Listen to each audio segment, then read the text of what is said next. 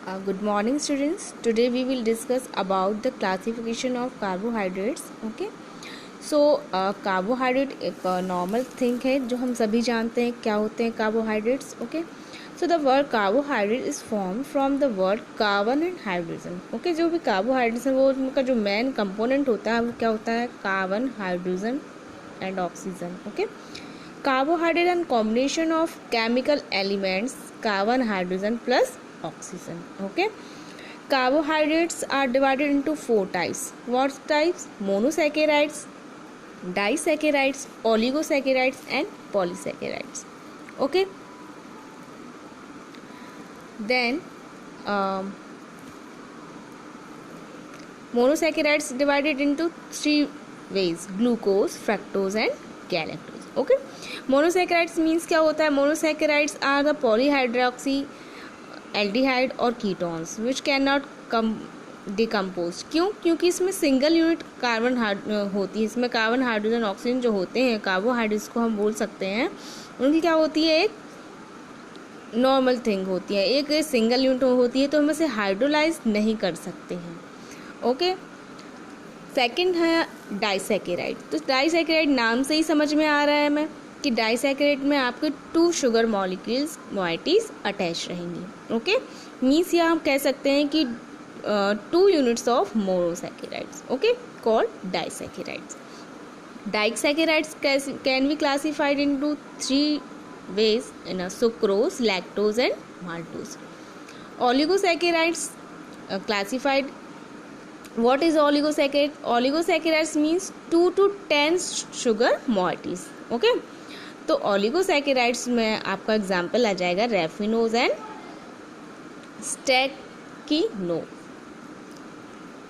Then last polysaccharides. Polysaccharides can be divided into starch, glycogen and cellulose. Okay. Then we will discuss monosaccharide को हमने discuss कर लिया, जिसका monosaccharide में आपको ग्लूकोज और फ्रक्टोज होगा, जिसका हम कोई भी हाइड्रोलिसिस नहीं कर सकते है ना. देन जो आपका मोनोसैकेराइड होता है वो क्या होता है, उसमें 2 आपकी मोइटीज होती हैं. ठीक है. कौन कौन सी होती हैं? एक Eldhose and second ketose. Eldhose means जिसमें विच कंटेंट एल्डिहाइड ग्रुप है ना, एंड कीटोस नाम से ही समझ में आ रहा है which contain a ketone group. So the aldose and ketones are further divided into subgroups on the basis of number of carbon atoms. Okay. कौन कौन में डिवाइड कर सकते हैं? Triose, Tedros, pentose, hexose. ठीक है. नाम से ही समझ में आ रहा है. Triose means 3. Okay. Means number of carbon having 3. Tedros means 4 carbon, pentose 5 and hexose having 6 carbon. Sorry है ना. तो मोनोसैकेराइड जो हमारे हैं वो क्लासिफाइड हो ही रहे हैं आपके, है ना. ये आपका एल्डोस एंड कीटोस आपके दोनों रिएक्शंस बनी हुई हैं. देन इसके बाद हमारा आ जाता है, ये हमारा स्ट्रक्चर है ग्लूकोज और फ्रक्टोज का. ठीक है. ज़्यादा अंतर नहीं है दोनों में, आप देख सकते हैं दोनों जो हमारे स्ट्रक्चर है ग्लूकोज के और फ्रक्टोज के. ये आपकी ये टेबल बनी हुई है जिसमें नंबर ऑफ कार्बन एटम्स लिखे हुए हैं, है ना. और इनको जनरल टर्म्स में हम क्या बोलते हैं? 3 carbon atom triose, 4 carbon atoms called Tedros. ठीक है. देन एल्डिहाइड एंड कीटोन में जो आपका एग्जाम्पल है वो आपके इस तरह से लिखे हुए हैं. सेकेंड आपका आ गया नेक्स्ट ओलिगोसैकेराइड. ओके. ओलिगोसैकेराइड्स क्या होते हैं? Oligosaccharides means carbohydrate which yield a definite number, means 2 to 9 number of carbon having oligosaccharide, means 2 to 9 number monosaccharide molecule. Okay. सो इन्हें हम हाइड्रोलिसिस कर सकते हैं क्योंकि इसमें क्या होती है 2 to 9 नंबर ऑफ मोनोसैकेराइड मोइटीज जो हैं. तो जब हम इसका हाइड्रोलिसिस करेंगे तो हमें क्या मिल जाएंगी? मोनोसैकेराइड मोइटीज मिल जाएंगी. ठीक है. नेक्स्ट हमारी कैटेगरी आती है डाइसैकेराइड. डाइसैकेराइड्स क्या होता है? Which upon hydrolysis give 2 molecules of the same different molecules. Okay. Called disaccharide. Means जब on the hydrolysis disaccharide give the 2 moieties of monosaccharide. Okay. ये हमारा सिंपल ये एग्जाम्पल हो गया हमारा. ये देखिए, ओके। ये हमारा क्या है, sucrose.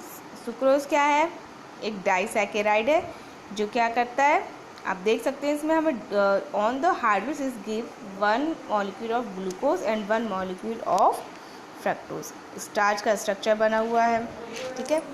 Then polysaccharides. So polysaccharides the name indicate the poly number, means poly number of monosaccharides, okay, which yield many monosaccharides. Example में हमारा आ जाएगा starch and cellulose. Starch on the hydrolysis give the n moieties of glucose, okay.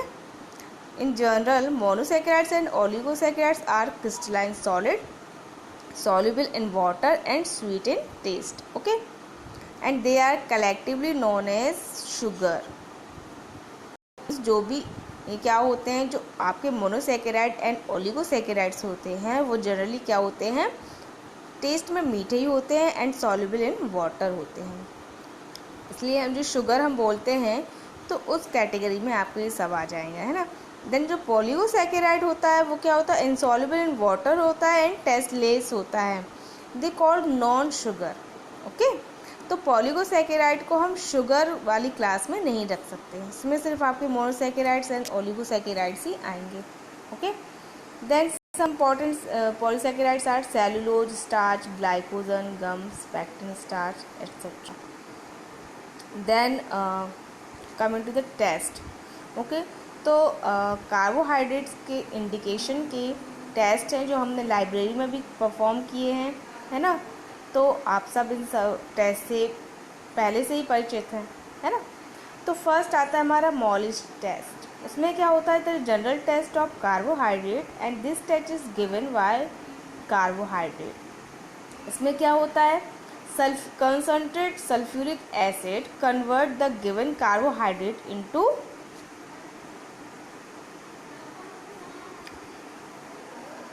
Phosphate and it's derivative.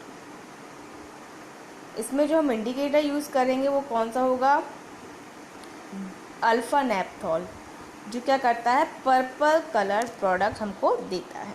तो chemical reaction कैसी होती है, देखिए इधर पे ये ग्लूकोज है, इसमें हमने कंसनट्रेट H2SO4 डालेंगे तो हमें क्या मिलेगा, हाइड्रोक्सी मिथाइल फॉस्फेट मिलेगा, ओके। जब इसमें हम अल्फा नेफ्थॉल, हाँ